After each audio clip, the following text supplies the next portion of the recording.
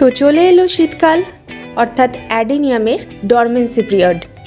শীতকালে এই অ্যাডেনিয়াম গাছের সমস্ত পাতাগুলি হলুদ হয়ে ঝরে পড়ে যায় এবং এই গাছটিতে কোনো রকম কোনো পাতা থাকে না। তাই আমরা বুঝতে পারি যে এই গাছটি শীত ঘুমে চলে গেছে। আর ঠিক এই সময়েই আপনাদের যে কাজটি করতে হবে সেটি হলো গাছটিকে মাটি থেকে তুলে নিয়ে কোনো একটি ভালো জায়গায় রেখে দিন। আর গাছের যে মূলটি সেটি হলুদ জল বা কোনো সার্ফ ফাঙ্গিসাইড ইউজ করে ব্যাকটেরিয়া মুক্ত করে নিন, যাতে শীতের শেষে আপনারা এই কডেক্সটিকে আরও বেশি পরিমাণে মোটা করতে পারেন এবং গাছটিকে সুন্দর শেপ দেওয়ার জন্য এই গাছে শীতকালে কোনো রকম খাবার এবং জল প্রয়োগ করা চলবে না। আমি আমার এই গাছটিকে মাটি থেকে তুলে নিয়ে কাগজের মধ্যে মুড়ে রেখেছি। সারা শীতকাল আমি এইভাবেই আমার গাছটিকে কাগজে মুড়ে রাখবো এবং শীতের শেষে পুনরায় আমি এটাকে প্রতিস্থাপন করব। এই গাছের শুকনো পাতাগুলি দিয়ে আমি অন্যান্য গাছের জন্য পাতা পচার সার তৈরি করব।